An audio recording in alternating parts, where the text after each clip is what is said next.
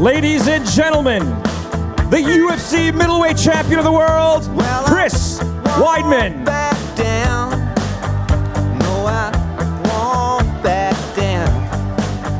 You can stand. Here he is. All right, we'll get you guys lined up. Line up to the microphones. You guys got about half an hour to ask Chris anything you like, but I'll start this thing off. When you saw that video, Chris, you got to relive. Did you see the video? I actually didn't see it, but I heard it. It sounded great. Why don't you walk us through those moments when you finally landed that left hook? Actually, before you say that, talk to me about what Ray Longo said to you. Keep it clean. There's some kids in the audience here, but what Ray Longo said to you in between rounds before you stepped out there to take on Anderson in round 2. Well, I didn't really recall it right after the fight, but after watching the replay, I remember what he said, and he basically said, punch a hole through his, effing chest, and that's actually good technical advice because you go to the body, which gets you to the head. So, he was using good footwork and ended up working out. And the best thing about, if those that didn't see the post-fight press conference, the demeanor that you had at that post-fight press conference was just cool, calm, and collected. There were some questions that were being asked that could be considered insulting, and you sort of put a stamp on that and said, hey, I beat the guy. I did what no one else could do to him because when he was jocking and jiving, you did it. So kudos to you, my man. I appreciate it. Thank you. Question number 1 comes right here. Line up, guys, if you want to ask some questions. We'll start off right here. All right. Thanks, Joe. Thanks What's for up, coming buddy? to Toronto, Chris. So, Chris, you're an elite wrestler, yet you knocked out Anderson Silva. That's what makes mixed martial arts so exciting. I guess my question is, what surprises do you have for Anderson on December 28th? What haven't we seen from Chris Weidman yet? Well, I think the biggest thing is that people didn't think I had to stand up, and so I showed that in that fight. And there's a lot of things on the ground I could have done differently once I took him down. There's a lot of things I got going on. I can't really, tell you. I got some cool stuff that's eventually going to come out in the cage. That I'm using it during sparring, and I'm excited to, if it's the right timing, use it in the cage. Cool. Thanks a lot. Thank you. I'll try to get that answer out of him later. I'll tell you. Anyone that asks for autographs or pictures with Chris, he's actually signing at Real Sports a little later on. So once in a life opportunity to get a chance to get an autograph from the middleweight champion of the world. Let's go over here if we got a question. Thank you. Chris Weidman, first of all, congratulations. Second of all, my question to you is work-life balance is always difficult. So how has it changed beforehand and now that you are the champion? Yeah, it's a good question. It's been crazy. It's been really, really busy. Obviously, I have a family, I have 2 kids, and I say the biggest change is a lot of people just coming out of the woodwork. A million business ideas again thrown at me every single day, and I'm like, I'm a nice guy. I'm just like, oh yeah, that sounds good. And then next thing I know it, I'm committed to this big thing I forgot I even said I was down with.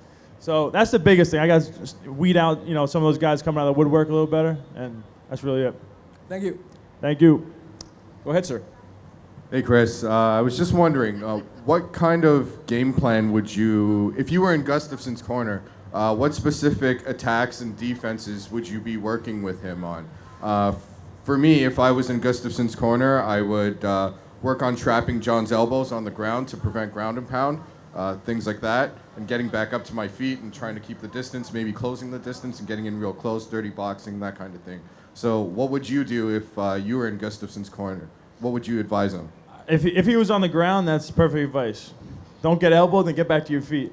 On the feet, just try to keep it standing as long as possible. Use his footwork, and I think Gustafsson has great cardio. So try to put the pressure on and try to take advantage that John Jones hasn't fought a guy as tall as him, as big as him. So that's the way to kind of push John Jones. And sorry to say, but Anderson's gonna beat you at the end of the year, bro. Thank you. It's all right. I did try telling you that Canadians were polite. It's all right. It's all good. Hey, Everybody's got their opinion. He's got their opinion, exactly. I'm not mad at you. I love you, buddy. I'm not down with that guy. Don't worry about It's it. all right. All right. I was wondering, can you give us an example of a story of how much has your life changed since you won the championship, personally and professionally? I think I got more money now. Good.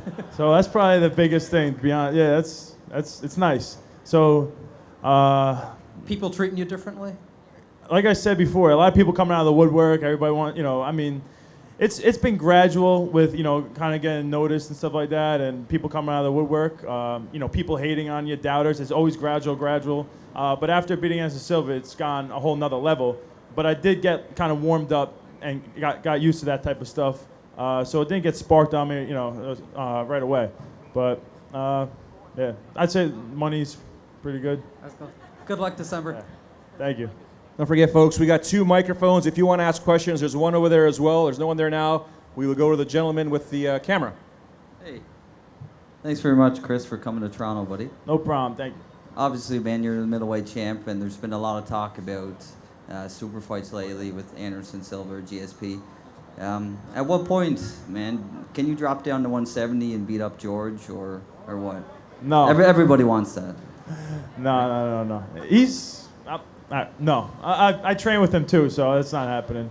I'm not going to go down in weight class. I'd rather go up in weight class and fight somebody up in 205 if I was going to do that. I can't make 170. That's not happening either. No. If George was to move up, would you fight him? No. No. Cool, man. Thank you. You're trying to get me in trouble. Look at you. We're in Canada right now. Weidman And I putting love the stamp George. down. Yes. Spend a lot of time together. Rory comes down to see you guys. What's that? Rory, George. Yep. Great guys, so not saying anything like that. Go ahead, sir. Hey Chris, thanks for coming out and congrats on the win. Thank you.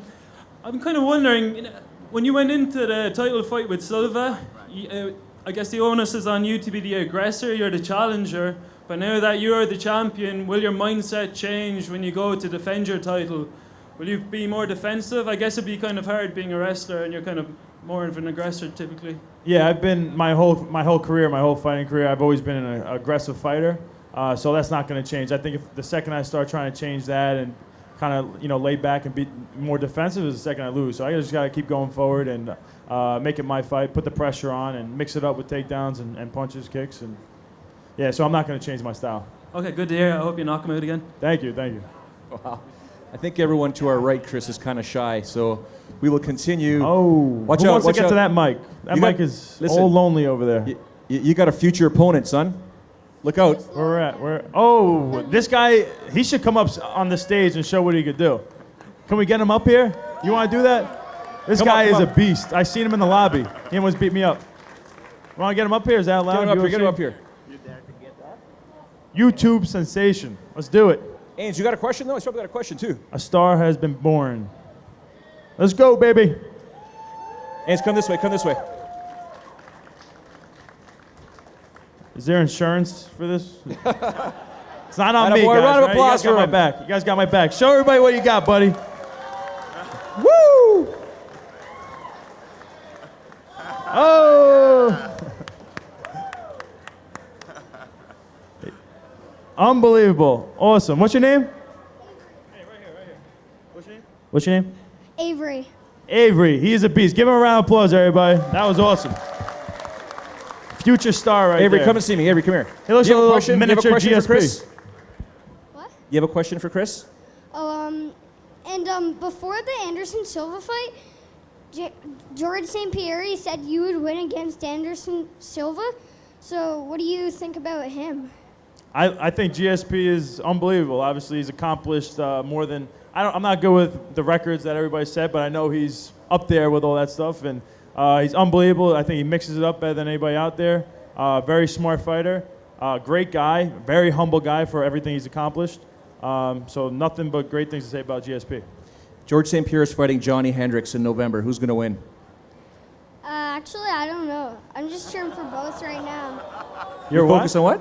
I'm just cheering for both right now. I don't know who's gonna win. He might be getting my job soon. That's awesome. Thanks, bud. Appreciate it. Good job, buddy. I got a fight against Nick the Tooth. I don't know if he's here or not. Oh, where's Nick the Tooth? Is Nick the Tooth here? If he's not here, we got to set that up. For those that don't know who Nick the Tooth is, just go watch Dana's blogs. Yeah. My money's on you, son. What? My money's on you. You got him, buddy. Thanks, bud. Come on this side. Come on this side. Good job. Still no one over there, Chris. Question? Okay. Hi, my name is Jan Leon Hird, and I'm from Sweden, and I want to... Welcome to Toronto. Thank you very much, all the UFC Fight Club members and all the Swedes that are here. And we have this one here, Gustafsson, UFC champion. That's awesome. Yeah. Yeah. But anyway, I would like to ask Mr. Weidman here. I recently read in UFC 360 that Cub Swanson, he ate approximately in pre-camp, before fights, he ate approximately 1,500 calories a day, which I think it's quite little for an athlete.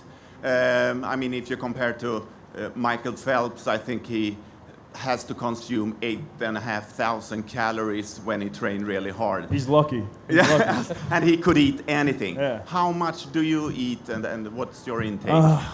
If my nutritionist was here right now, he's my strength coach too, Jamal. He's unbelievable. I don't really know how many calories I'm eating, but I'm in good shape when I'm in camp. I'm never hungry. But you know, MMA is a different sport. You know, you can't just eat anything you want and you know, and get bigger and put on size. You have to kind of stay at a weight and be in shape at the same time. So it's kind of tricky. You can't do a Phelps, unfortunately. You know, but.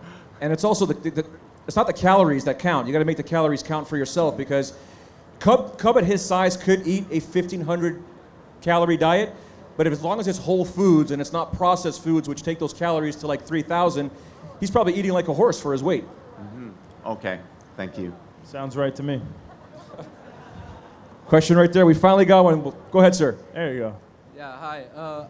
How do you anticipate your UFC 168 match with Anderson playing out? Do you see it playing out similar to the first fight? And how do you prepare for it? I have no idea. You know, I'm not Mr. Cleo, but so I see it going a million different ways. So I can't tell you what's going to happen, if it's going to be like the first one or not. It could be a completely different fight, or it could go exactly the same way. I'm just going out there with the same attitude. I'm confident. I'm going to be moving forward, and that's really it. And then you know, every day I'm going to be working hard, and the rest is up to God. I got nothing to do with it. You think he's going to clown again? You know, that's his style. You know, people forget that. He does that in every single one of his fights. We'll see. I don't know. If he clowns, he clowns. If he doesn't, he doesn't. I can't be worried about it. I'll be prepared for whether he's clowning or not. Thanks. Thank you. Thank you. Yeah, I bet you he does once or twice just to get the mind rolling. Yeah. The only reason he probably wouldn't clown is just because in the back of his head he knows that you guys would go nuts if he happened to get knocked out again. You know? So that's probably the only reason he wouldn't. You're Yes, scaring sir. me. I can't see your eyes, but go ahead. Hey, Chris, how much did Anderson Silva's antics inside the octagon piss you off, and how good did it feel to knock him out and shut him up? You know, I was prepared for him to do all that stuff. We had guys doing it in sparring all the time, and it didn't get to me in sparring, but in that fight, it got to me in that second round when we started doing it, because I felt like he wasn't really hitting me. I'm like, you're not hitting me. Why are you trying to clown me right now in front of all these people?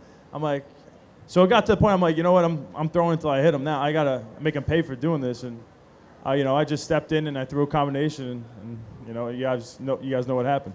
Yeah, well, that But was I awesome. guess I didn't realize I was mad, really, until until afterwards, like looking back, you know, like, oh yeah, I was pissed, because there's cameras that caught me saying some stuff right after I knocked him out, you know. So I'm like, oh yeah, that's actually, yeah, I was pissed. I was getting pissed off. Yeah. So I feel like anybody in the living room. I think that's why it was such a crazy fight. Anybody in the living room sees someone taunting somebody, you want to just hit that guy, right?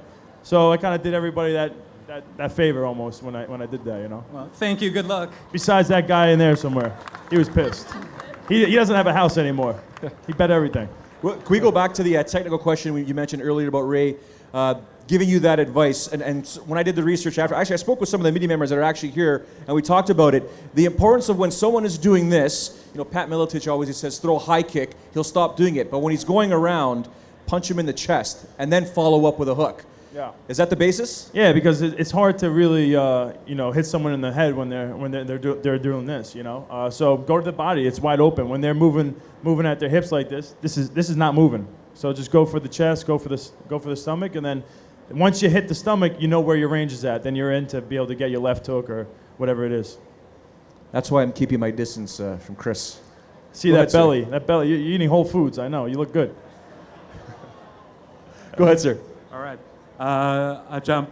First off, congrats on beating Silva. Thank you. And the second, just addressing the elephant in the room, even though we're outside. Is tomorrow going to be seeing the new champion or the soon-to-be ex-champion? Who's going to win? I think if Alex goes in there and he's confident, like I think he is right now, as long as he steps in that cage confident, it's going to be a really, really good fight. John Jones does a great job of mixing it up, and with the takedowns and the stand-up and just deceiving his opponents.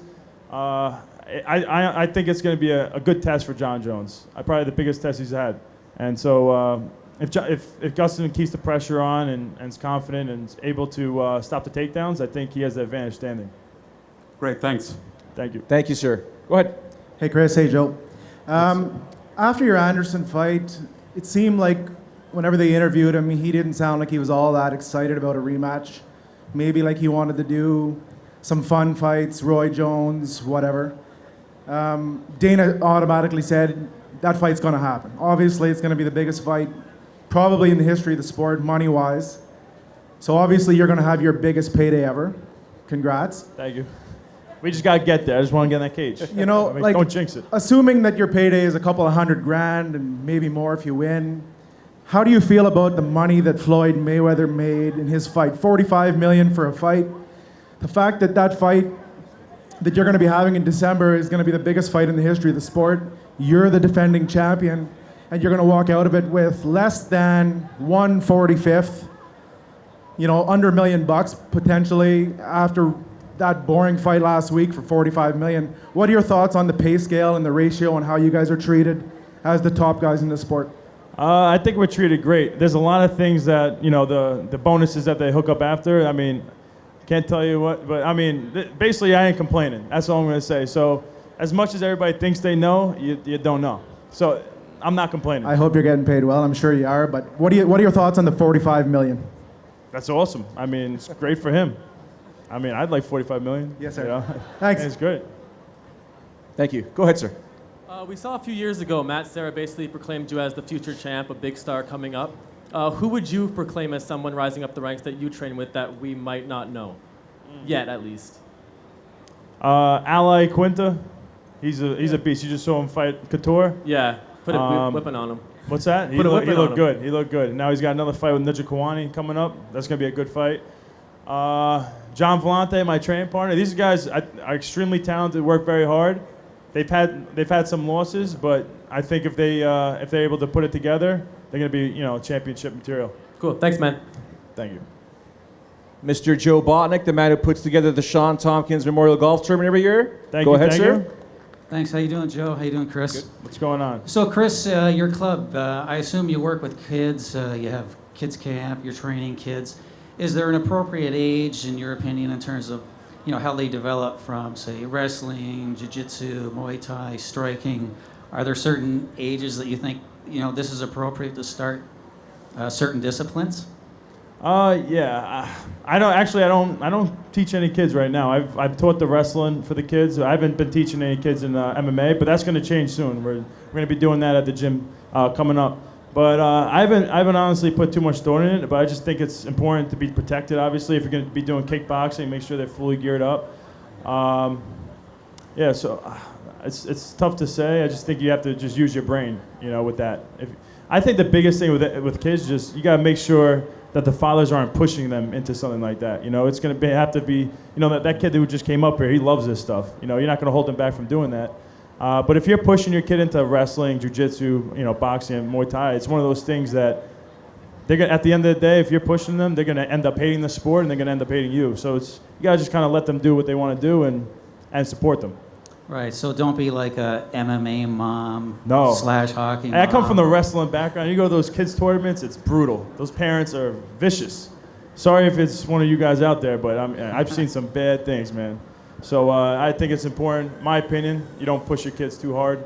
I got a son, I like him to wrestle, I like him to do these things, but if he does it, I'm not pushing him. Great, appreciate that. Have a good night. Thank you. Thanks. Thank you, Joe. Go 5 minutes, folks. Then we're going to have to step off the stage here to get ready for the official UFC 165 weigh-ins. We will go right there. Hi, Chris. Just want to say I'm a big Anderson Silva fan, but at least I respect the fact that you went out and knocked his head off. And I have just two questions for you. One, have you been to Brazil since? Or what has been the response for Brazilian fans? And two, Have you had poutine yet? If not, I'll pay you one.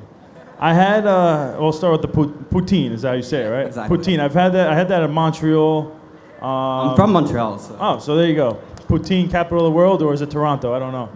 No, it's Montreal. Montreal? Oh. But yeah, it was good. It's definitely a heart attack on the plate, but that is no joke. You can't eat that every day. And then what was the other thing? The Brazilian fans? I mean, I get a lot of support actually from the Brazilian fans, like on Twitter and Instagram like that. And I've heard through the grapevine, through people who live in Brazil, that I'm like a rock star over there right now. So I'm looking forward to going over there. I'm going to Rio and Sao Paulo coming up for the world tour. So I'll let you know after that. See if I'm getting people trying to kill me over there. But would you like to fight there once? I don't know. Yeah, I mean, I have no problem going anywhere. The third fight in your trilogy, would that be interesting? Third fight? I don't think there's gonna be a third fight. That was a trick question. I like that. Well done. No, I tried, no third Joe. fight. Thanks. Take care. You going down to Brazil with Chael? What's that? You gonna go down to Brazil with Chael? He's gonna be Sonnen? my security guard. He's gonna be in the front. They gotta get to him first. Exactly. Go ahead, sir. Hey, Chris, back again. Matt Serra was a student of Ray Luongo, and he stopped GSP before in the title fight, and then lost the subsequent defense. Is that a discussion you've had with Ray, seeing as it's happened once before within the camp? And is that extra incentive for you not to be, I guess, a second person from the Luongo camp to have that happen to you? I mean, Matt Serra's. He's like an idol of mine, So I grew up. He's a reason why I've been able to accomplish what I accomplished.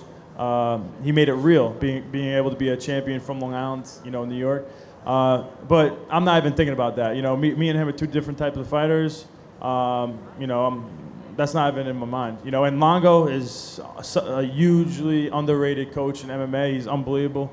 I would never leave that guy. He's the best. Okay, thank you. Thank you. We got time for one more? Yes. 3 minutes. 3 minutes. Go ahead, sir. Hey, you're wearing Chris. a Boston Brew. Yeah, you're wearing a Boston jersey in Toronto. Hold on a second. Go Bruins! I want to see you guys in the first round again. But go ahead. So when I attended UFC 7 in 1995 in Buffalo, it changed my life as a sports fan, like forever, right? Was there an event that you witnessed or attended that really sent you in the direction of MMA and wanted to be a UFC champ? You said, is there a certain fight? Yeah, was there a fight or an event that you saw? It wasn't just one fight. I mean, I think I kind of started watching when Forrest Griffin and Stephan Bonner went at it. That's when I started getting into it, and then it was kind of just a culmination of all the wrestlers doing well in it, and they're actually making money. And coming from a wrestling background, you're not doing it for money. So I saw it as a way, if I really go full hearted at this, it's a way to support your family, Awesome. And I thought I was kind of meant to do this type of stuff. So Awesome. Best of luck against Anderson. thank you. Wrap it up. Guys, listen, thank you very much. Really appreciate you guys coming out here. Let's give him a round of applause. The UFC middleweight champion, Chris Weidman. Love you guys. Thank you guys. December 28th. Make sure you watch.